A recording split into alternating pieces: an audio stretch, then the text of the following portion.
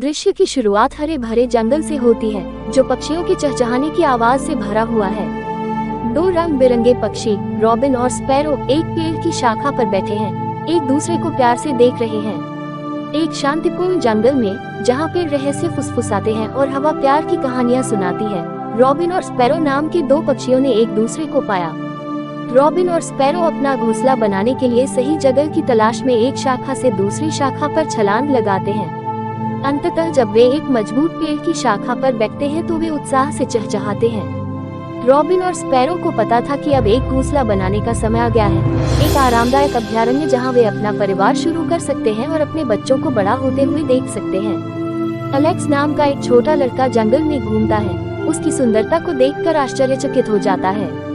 उसने देखा कि रॉबिन और स्पैरो टहनियां और पत्तियां इकट्ठा करने में व्यस्त हैं। जैसा कि भाग्य को मंजूर था, एलेक्स नाम का एक जिज्ञासु युवा लड़का लवबर्ड्स के पास आया, जो उनके जीवंत रंगों और हर्षित चहचहाहट से मंत्रमुग्ध हो गया। एलेक्स रॉबिन और स्पैरो को अपने घोंसले के लिए बड़ी टहनियां ले जाने के लिए संघर्ष करते हुए देखता है। वह मुस्कुराता है और मदद करने का फैसला करता है। पक्षियों के दृढ़ संकल्प से प्रेरित होकर एलेक्स ने उनकी मदद करने का फैसला किया। उसने छोटी छोटी टहनियां और पत्तियां इकट्ठा की और उन्हें ध्यान से पक्षियों की चुनी हुई पेड़ की शाखा के पास रख दिया। रॉबिन और स्पैरो खुशी से चाहते हैं क्योंकि एलेक्स उन्हें घोंसला बनाने में सहायता करता है। वे एक साथ काम करते हैं, टहनी और पत्तियों को बुनकर एक मजबूत संरचना बनाते हैं। एलेक्स की मदद से रॉबिन और स्पैरो का घोंसला आकार लेने लगा। उन्होंने अथक परिश्रम किया, प्रत्येक टहनी के साथ उनका बंधन मजबूत होता गया।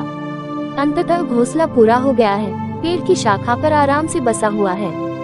रॉबिन और स्पैरो उसके चारों ओर फड़फड़ाते हैं, उनकी करतूत की प्रशंसा करते हैं। जब एलेक्स मुस्कुराता हुआ देखता है तो वे खुशी से चहकते हैं। जैसे ही आखिरी टहनी रखी गई, रॉबिन और स्पैरो का घोंसला गर्व से खड़ा हो गया, जो उनके प्यार और समर्पण का प्रतीक था।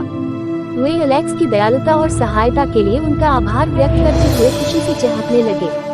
रॉबिन और स्पैरो अपना परिवार शुरू करने के लिए तैयार होकर अपने घोंसले में बस गए। एलेक्स दूर से देखता है, उनकी कहानी में एक भूमिका निभाने पर खुशी से भर जाता है। और इसलिए अपने आरामदायक घोंसले में रहते हुए रॉबिन और स्पैरो अपने घोंसले में अंडे देते हैं और बच्चों के आगमन का इंतजार कर रहे हैं। वे एलेक्स नाम के एक छोटे लड़के में मिली अप्रत्याशित दोस्ती के लिए आभारी थे।